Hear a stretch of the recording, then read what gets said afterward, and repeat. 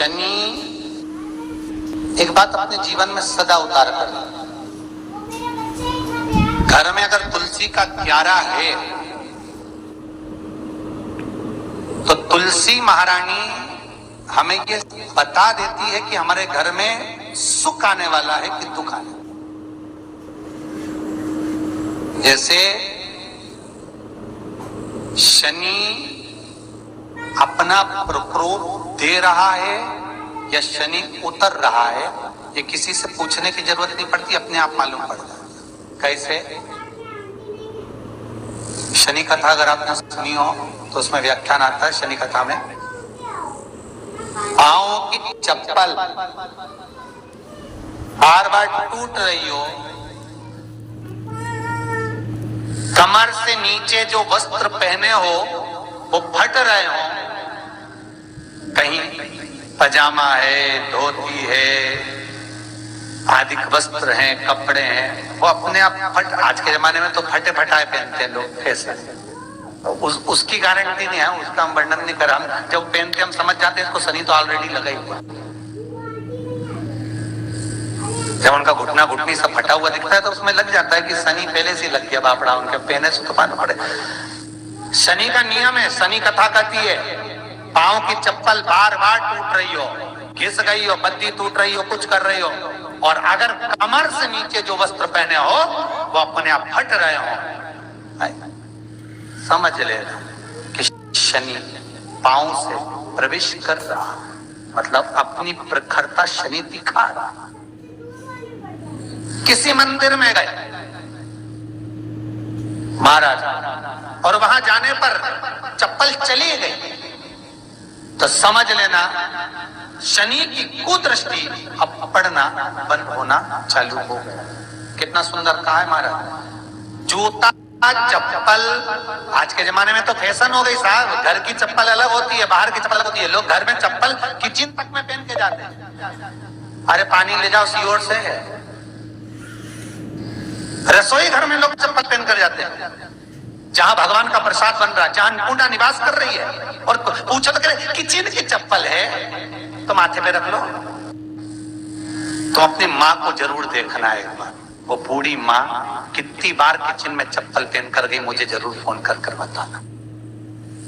बूढ़ी माँ रसोई घर में आज भी बिना चप्पल के जाती है, और बहुओं की कहीं एड़ी नहीं फट जाए, ठंड नहीं बैठ जाए, इसलिए ये रसोई घर तक में चप्पल पहन कर जाती है।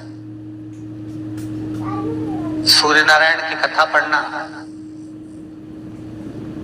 शनि महाराज की कथा पढ़ना, और गरुड़ पुराण की कथा पढ़ना। जिन जिन कथाओं का हम व्याख्यान कर रहे हैं उसको पढ़ना जरूर हो। क्या लिखा है? घर के अंदर जब चप्पल जाती है, रोग, बीमारी, कष्ट, तकलीफ चालू हो जाती है। तुमने चप्पल क्यों पहनी? ठंड नहीं बैठ जाए, रोग नहीं बैठ जाए। घर के अंदर उतना बढ़ गया, एक कालीन बिछा दो, एक दरी बिछा दो, मोटा आसन बिछा दो, जिस पर तुम चल लो। जरूरी है कि कई कई लोगों को तो हमने ये भी देखा कि कालीन पर भी चप्पल पहन के चलते हैं,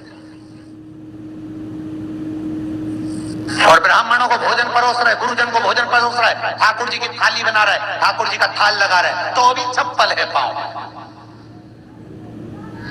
तेरा क्या होगा रे कालिया, क्या होगा? विचार तो करो। देह पड़ी रह जाए यहीं पर, फिर कुंडल और नगीना क्या, हरि नाम नहीं तो जी। थोड़ा सुधरो। रसोई घर में अन्नपूर्णा रहती है, रसोई घर में शिव महापुराण की कथा कहती है जब भगवान शंकर को मां जगत जननी भोजन करा रही थी, शंकर जी ने वर मांगा था अन्नपूर्णा का। हे अन्नपूर्णे, तुम मेरे घर के बच्चों का भरण पोषण कर रही है। इस मृत्यु लोक में जितने मनुष्य जन्म लेते हैं ये मेरे पुत्र कहलाते हैं। तो अन्नपूर्णा ने कहा चिंता मत करना भोलेनाथ, जिसके यहाँ पर एक स्त्री बेटी कन्या या घर की बहू या बूढ़ी माँ भोजन बनाएगी, उस जगह पर मैं अन्नपूर्णा उसके शरीर में प्रवेश करूंगी। रसोई घर नहीं होगा, वो मेरा और तुम्हारा मंदिर कहलाएगा। अब मंदिर में चप्पल पहनकर चप्पल को उतार दें, बाहर जगह नहीं है तो घर के अंदर प्रवेश कर लेफ्ट में चप्पल को उतार दें, और 7 या 3 कदम के अंदर चप्पल उतर जाना चाहिए घर के अंदर में। और उसके बाद अगर चप्पल अंदर प्रवेश कर रही है तो राहु केतु शनि के साथ प्रवेश करते हैं, जिसके घर में बीमारी कभी पीछा नहीं छोड़ती। शनि कथा, सूर्य की कथा का स्मरण करिए, आपको मालूम है, पहचान हो जाता। महाराज तुलसी बता देती है कि आपके घर की दशा क्या है। बार बार जल डालने के बाद भी तुलसी सूख रही है, बार बार आप पूजन कर रहे हैं, पाठ कर रहे हैं, तो भी तुलसी के दल सूख रहे हैं। तुलसी बता देगी कि तुम्हारे घर में तकलीफ आने वाली है, कष्ट आने वाला है, सूख रही है। किसी ने जरूर कुछ ना कुछ ऐसा है कि इसमें घर में तकलीफ आएगी, तुमने लगाया फिर सूखी, फिर लगाया फिर। तुलसा महारानी बता देती है कि कष्ट है, और जिस गमले की तुलसा घेर घमोर हो, फलित हो, आनंद में हो, तो उस घर में फिर दुख नहीं आता, समृद्धि खुद बढ़ती है।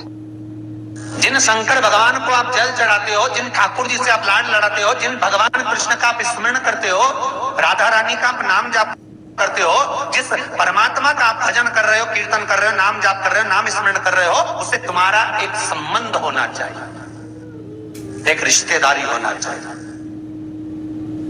और उससे जब तुम्हारा कोई संबंध रहेगा, उससे जब तुम्हारी कोई रिश्तेदारी रहेगी,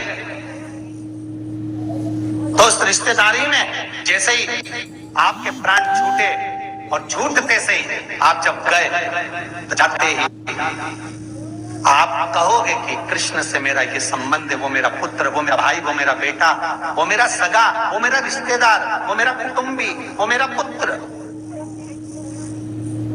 जब कहोगे तो तुरंत प्रवेश।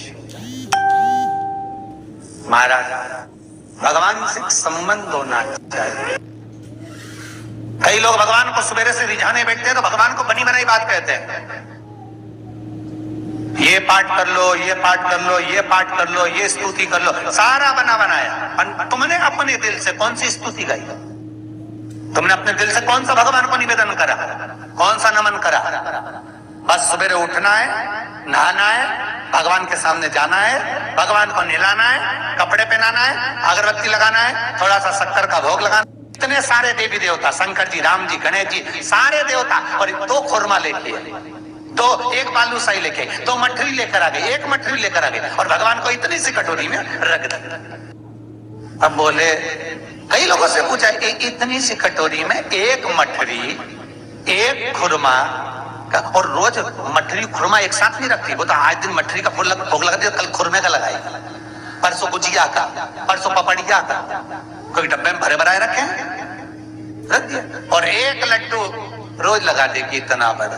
तो पूछा, इतना सा लड्डू और इतने सारे भगवान कैसे खाते होंगे? तो क्यों? भाव से। हमको क्यों? बहुत दुख है गुरु जी, बहुत